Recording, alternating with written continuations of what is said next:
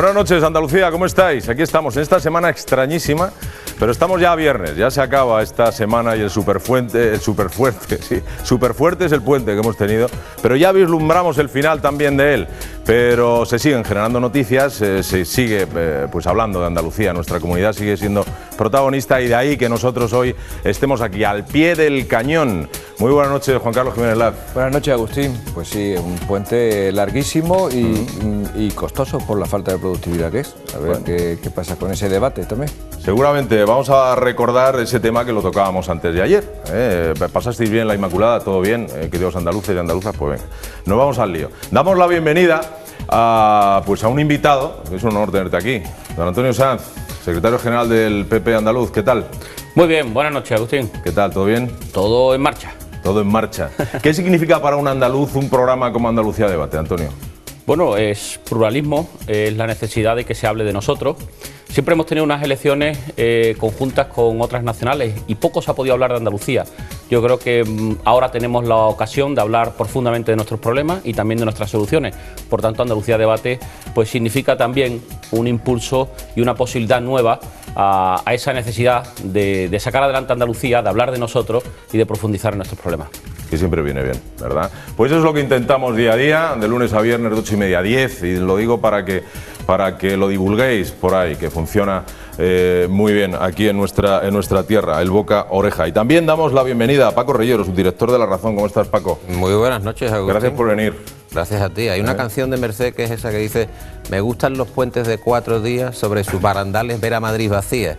Me gustan los santos que tengan puente, sí, que son los que le rezan porque esos son los que le gustan a la gente. Paco, pero ha venido poeta y José Merced. Qué maravilla. José Merced, qué bonito. José Merced. Abre la ventana. Pero hay mucha discrepancia en cuanto a esto que apuntaba Juan Carlos, del coste real de los puentes, o de cuánto cuesta realmente que un día de fiesta se establezca en la mitad de la semana. La patronal quiere pasar los puentes a los lunes. Se habla de que el PP pueda tenerlo también incorporado, aunque el calendario laboral del año que viene ya está cerrado.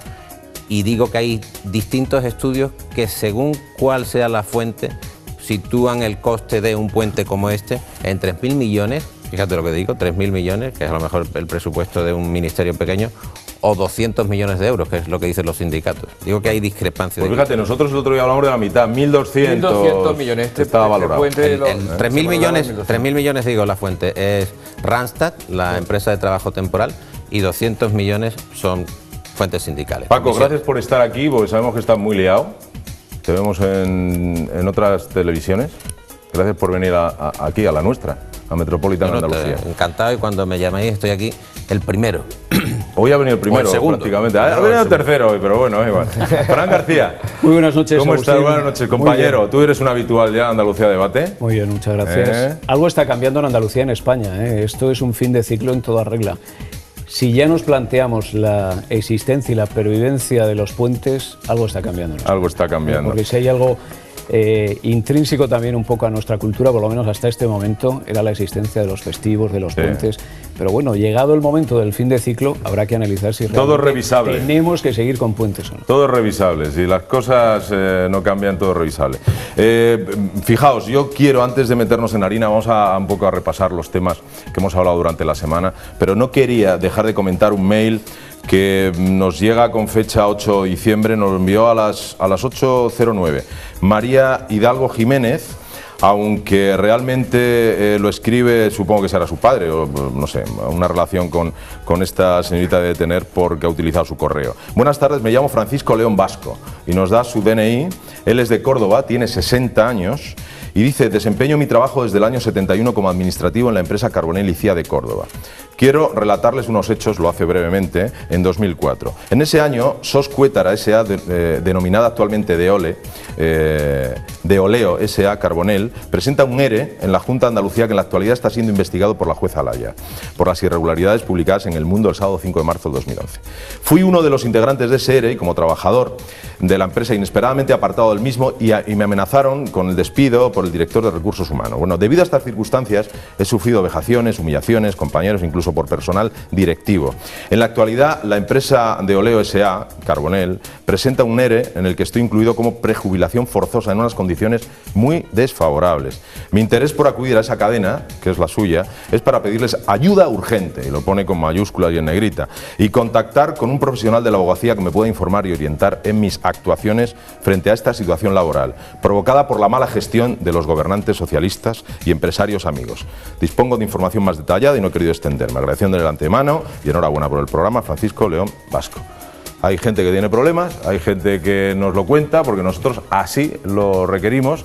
Nosotros, Francisco, lo que vamos a hacer es, bueno, ponerlo en manos de algún compañero que siga esta información y le daremos una contestación. De todas formas, seguramente si él también se acude a algún despacho de abogado, también se interesarán por el asunto. O sea, perfecto. Sin duda. Y esto es una pena, pero son los daños colaterales también que han provocado efectivamente la gestión socialista de los seres. O sea, que al final personas con el derecho a ser retribuidas, pues tienen que pasar este tipo de calvarios. Bueno, pues nada más, y después hay algún mail mal, pero bueno, que tiene que ver con... hay uno que dicen, nos llevan a la ruina y van a trincar, encima 145.000 al año de por vida, se refiere al ya casi expresidente del gobierno, señor Rodríguez Zapatero, ¿no? Bueno, es igual. Muchísimas gracias por contactar con nosotros, tenéis el mail, tenéis el teléfono, tenéis Facebook, tenéis Twitter. Queremos, andaluces, que nos comentéis las cosas que creáis interesantes, ¿vale? Para eso está Andalucía Debate. Y si os parece ya, vamos a empezar a repasar los temas de la semana. Fijaos, hablábamos de casi 1 millón de parados andaluces. Almudena, buenas noches, cuéntanos. Andalucía roza el 1 millón de parados y es que la cifra de desempleados creció en 8.315 personas en el mes de noviembre.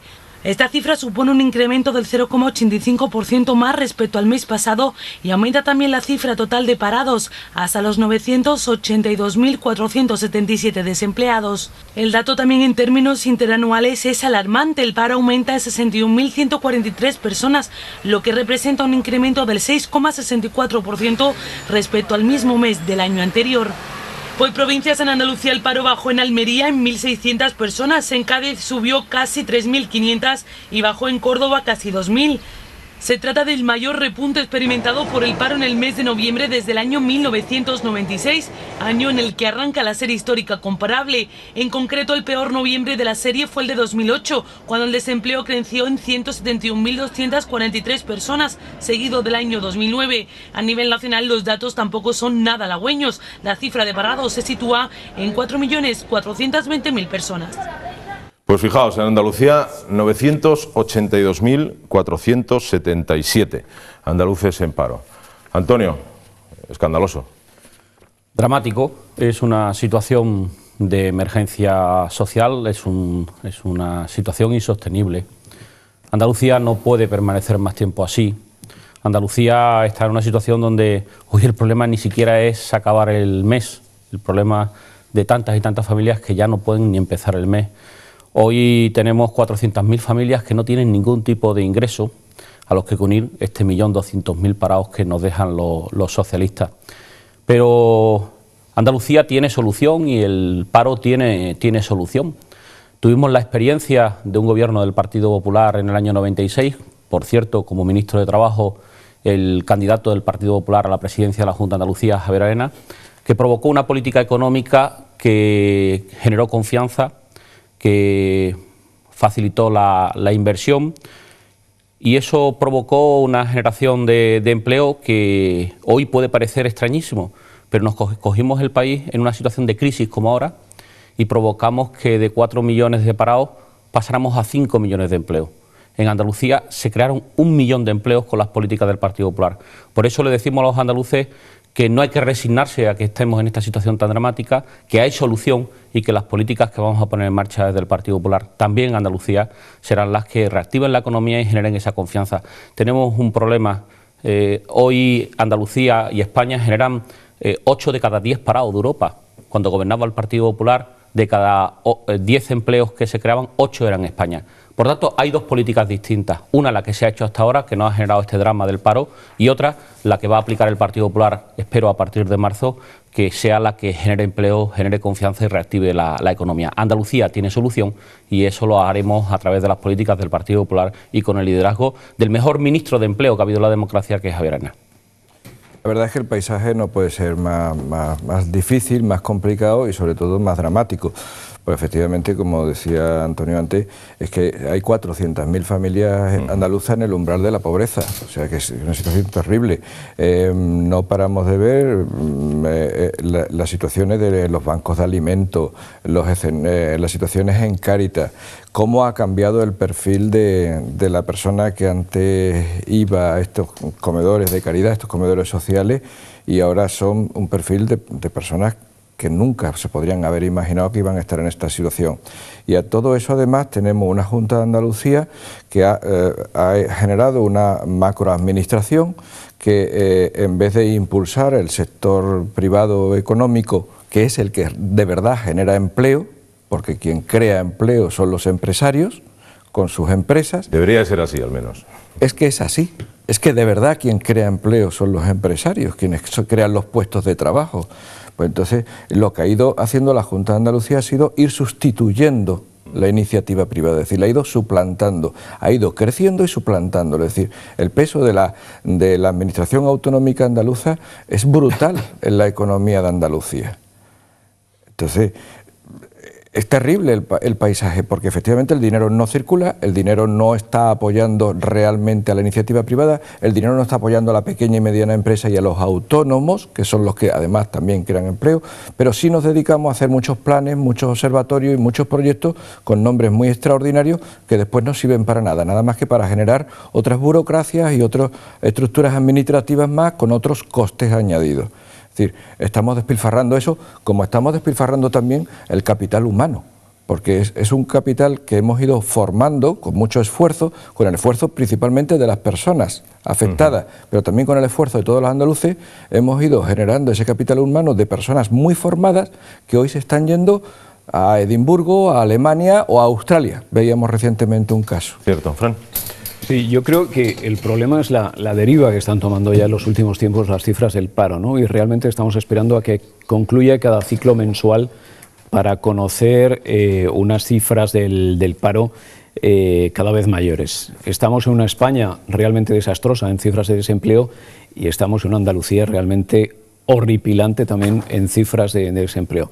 Lo que pasa que yo creo, Antonio, que uno de los mensajes clave también para el electorado en Andalucía ha de ser que ellos sepan, que el votante sepa, que un gobierno del Partido Popular puede fomentar también unas políticas de empleo activas, porque esto, tú sabes perfectamente, que ha sido como muy de discurso del Partido Socialista durante muchos años. Yo creo que en el momento en el que el ciudadano que no tenga claro su tendencia al voto en las elecciones de la próxima primavera, yo creo que una vez cumplido ese paso y ese trámite, de que el Partido Popular puede generar empleo de esta y de esta manera, yo creo que ahí hay mucho ganado a nivel de campaña.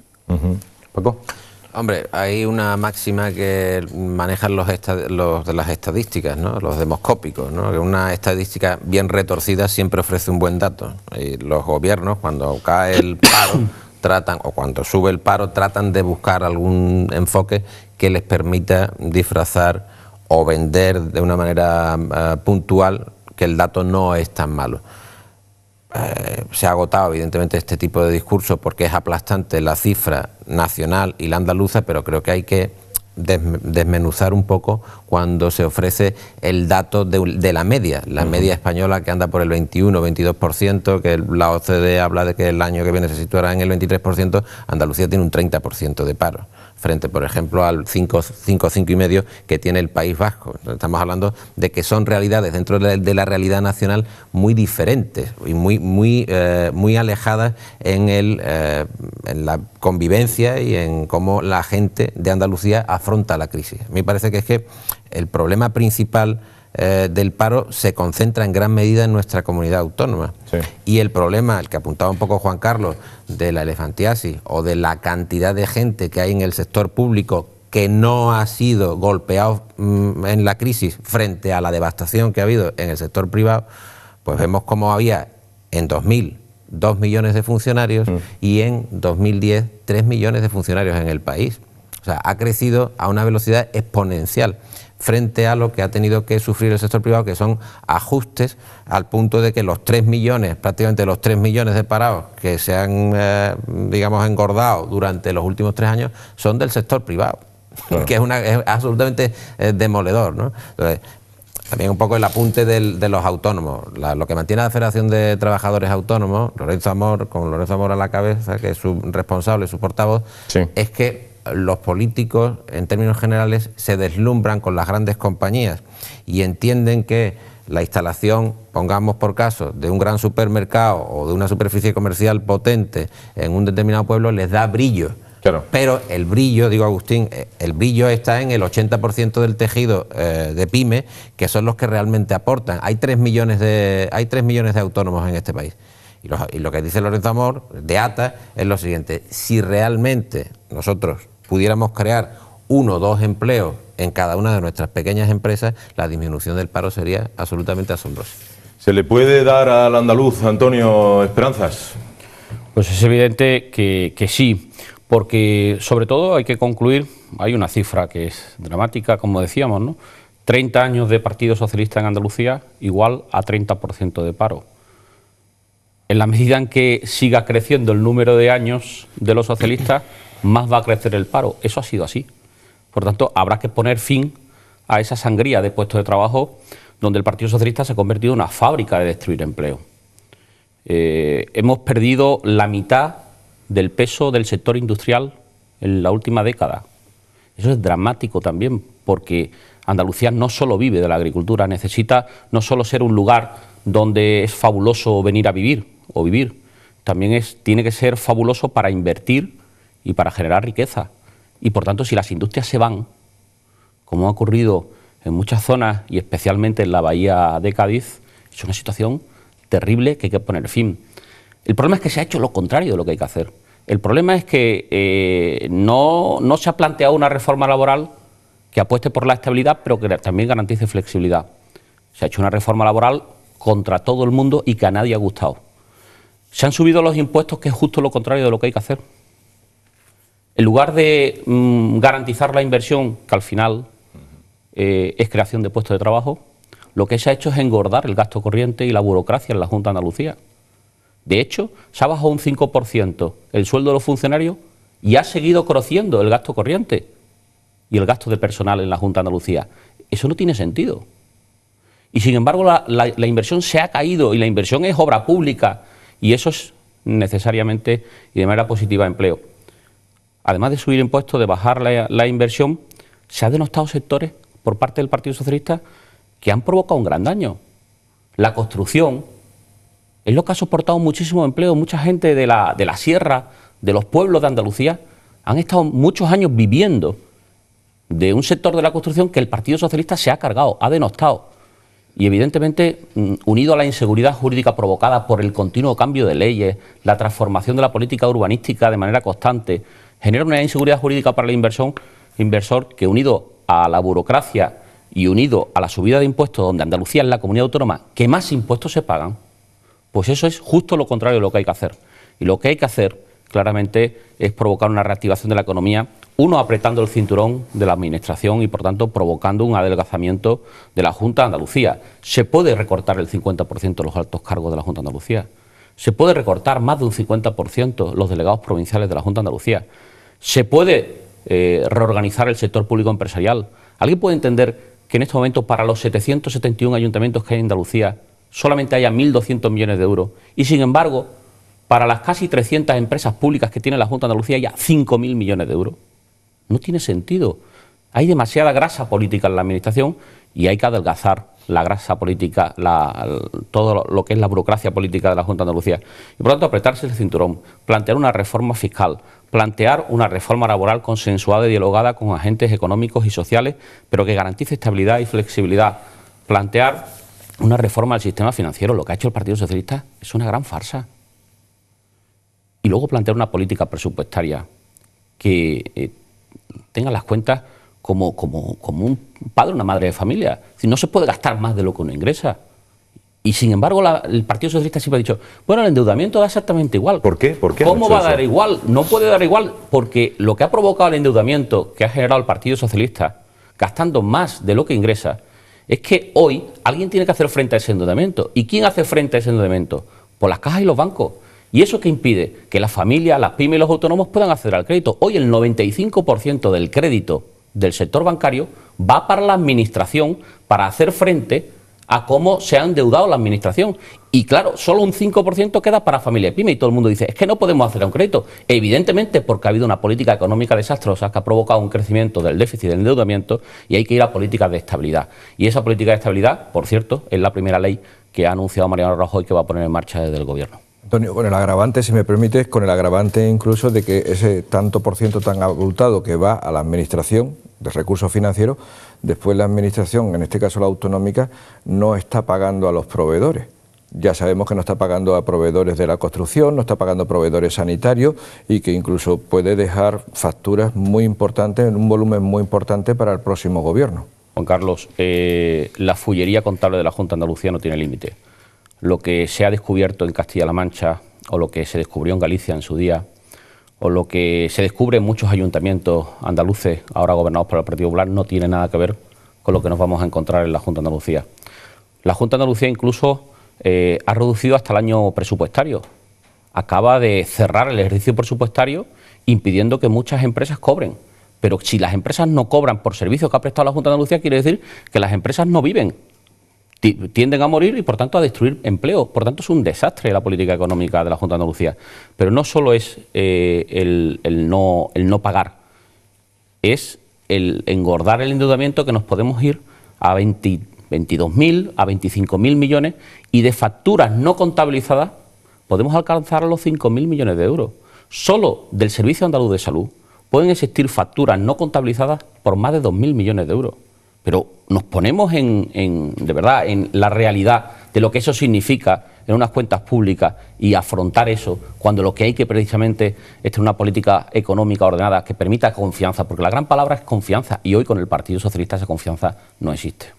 Antonio, antes de pasar a otro tema, si me lo permite Agustín también, el empleo es sin duda la necesidad primera que tiene Andalucía, y también me consta que es uno de los ejes de la actividad política del Partido Popular.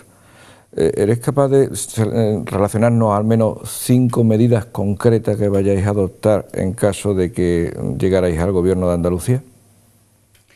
Bien, la primera propuesta tiene que ir, como decía, en una reforma de la Administración. Nosotros tenemos una propuesta donde, entre otras cosas, se devuelve la confianza a los funcionarios.